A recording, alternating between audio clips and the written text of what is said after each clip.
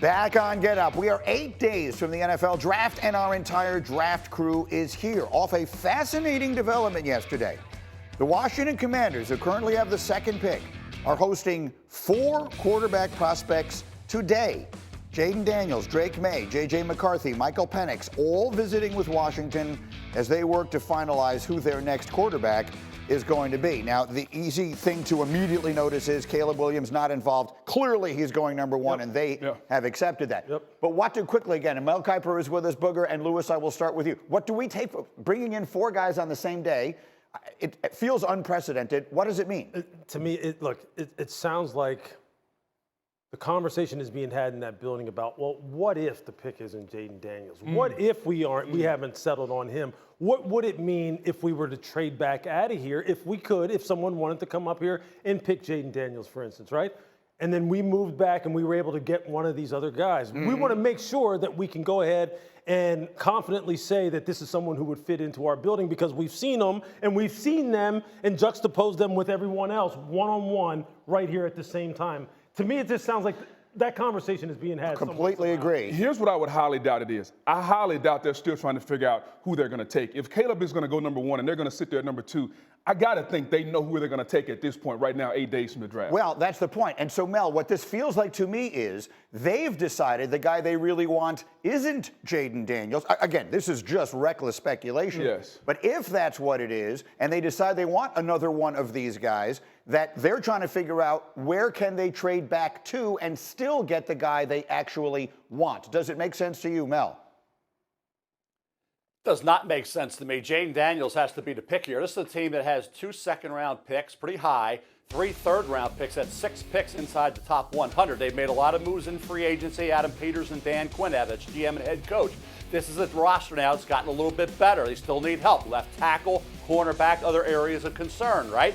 Jaden Daniels is the guy at 2. You've been known for a long time. Caleb Williams is the Bears quarterback.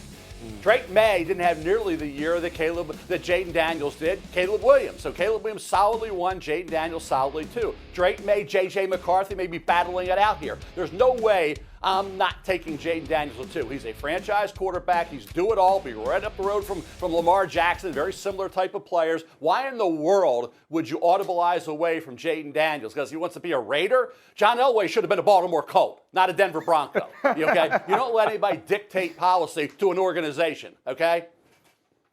I couldn't agree more. I mean, look, you already know how I feel. Jaden Daniels would be number 1 if I was picking this pick. So, yeah, for me, I don't understand what they're doing. Look, there's obviously a reason why they're gathering information and they want firsthand intel. There has to be some kind of discussion about it. Look, Adam Schefter alluded to the fact that, look, Jaden would like to maybe, there's certain teams he would like to play for.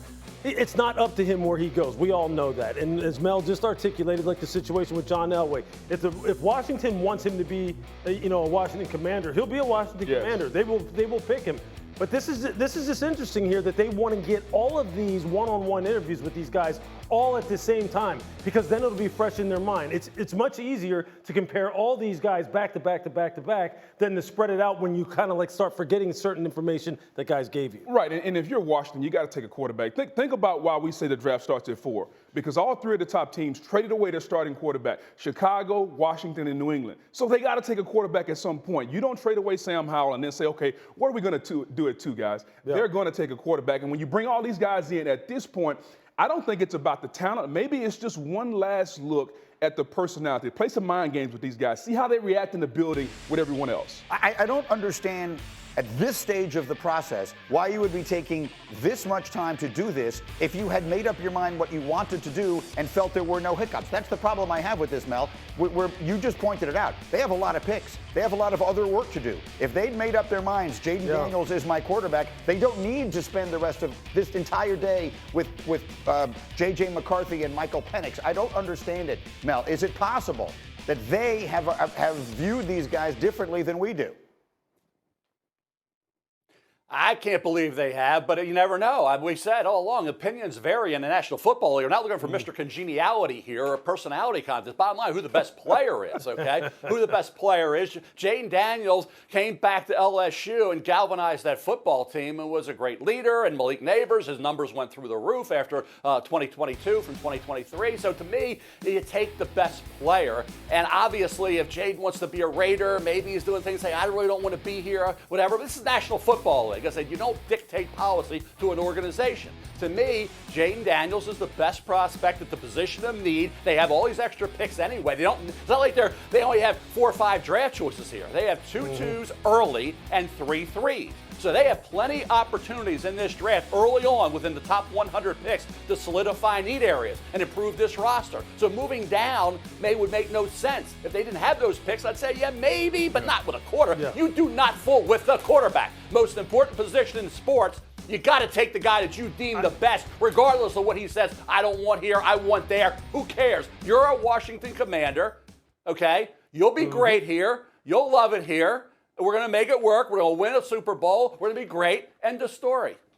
Yeah. Here's the only thing I want to say out loud. Yep. There are people, credible people, who have Drake May number 2 right at this stage of the process. I know Mel doesn't. I know, Louis, that you don't. But there are people who do.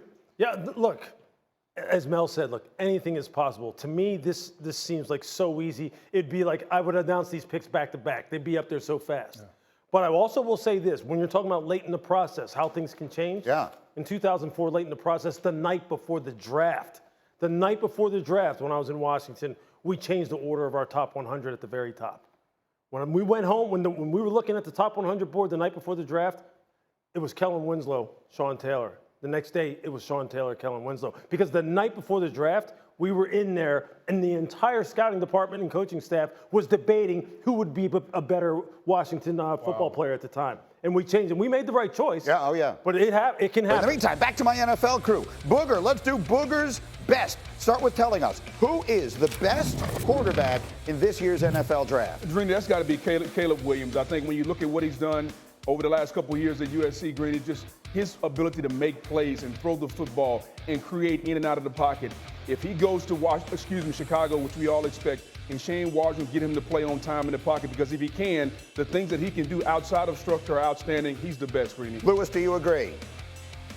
Look, I would take Jayden Daniels first. I mean, I've said it, and I'm not going to back down from it. I think what he does in the pocket, what he does outside the pocket, what he does as far as repeatable mechanics, his leadership ability, his football horsepower in terms of his football intellect, I think for me, this is the kind of guy who's just going to absolutely light it up. I think he's going to light it up. That does not mean I don't like Caleb Williams, because Caleb is a freak in terms of the way he can throw the football. But if I had to pick one, I'd pick Jayden. Booger's best in a draft that is filled with great offensive talent. In your opinion, who is the best defensive player? It's UCLA edge rusher Laiatu Latu, Greeny. When you talk about a guy that's going to come into the National Football League from a pass rush standpoint, the most skilled rusher in the draft. And if an organization can get past the medical, because he was medically retired at Washington, now he's at UCLA, and all he did this year, Greeny, was put on a clinic from a pass rushing standpoint. If you're looking for instant pressure from your front, a guy that can come in and contribute immediately, here's a guy you need to draft. I can see him opposite a lot of guys, and now they become a dynamic duo in the National Football League. Mel, who do you think is the best defensive player in this class?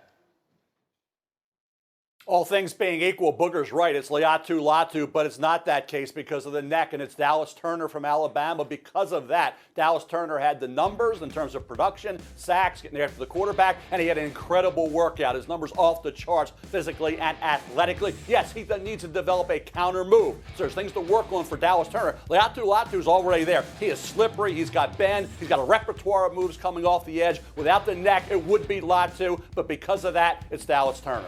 A lot of people, including Mel, mocking Dallas Turner to Atlanta at number 8. Booger, who's the best wide receiver in this draft? You know, Greeny, I like Ferraris, not Maseratis. They call it Maserati Marv. I like Ferrari down in LSU. That's called Malik.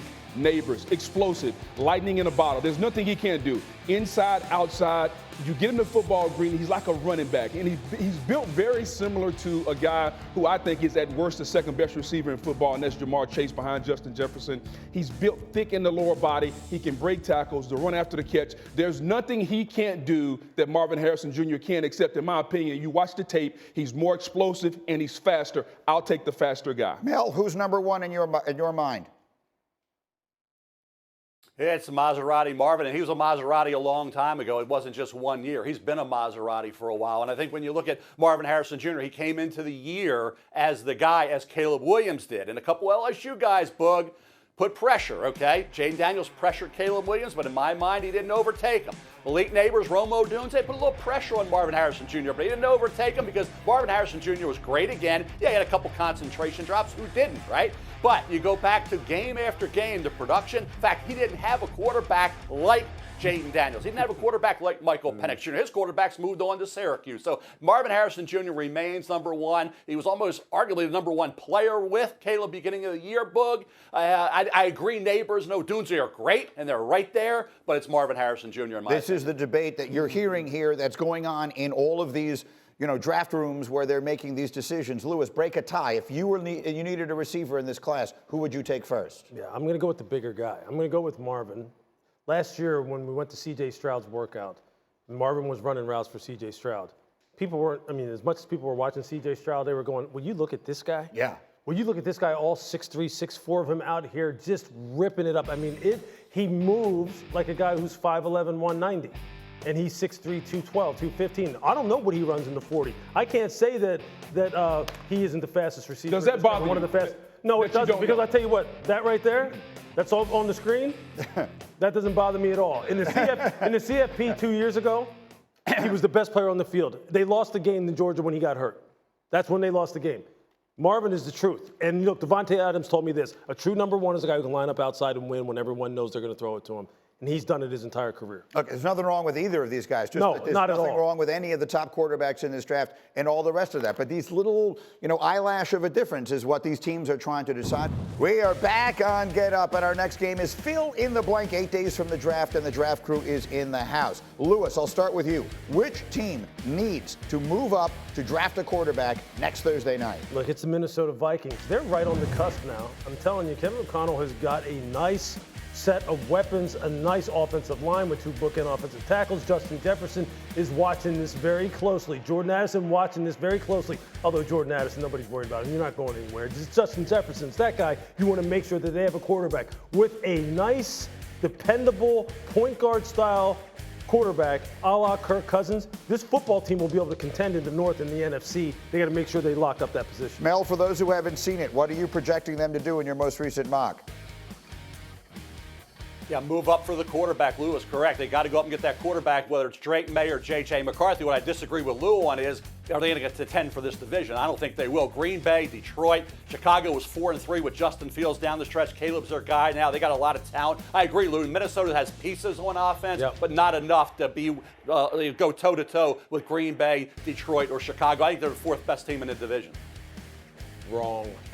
Wow. It's okay, though. Is that an objective or subjective? I know, Mel. I saw Mel. You see how Mel's mouth got tight. He was about to rip into me. Booger, That's all right. The quarterback that desperately needs, the active NFL quarterback that desperately needs a first-round wide receiver is who? Greeny, let's play a game. Name the quarterback that has these receivers. Mac Hollins, Terrell Shavers, Khalil Shakir, Justin Shorter.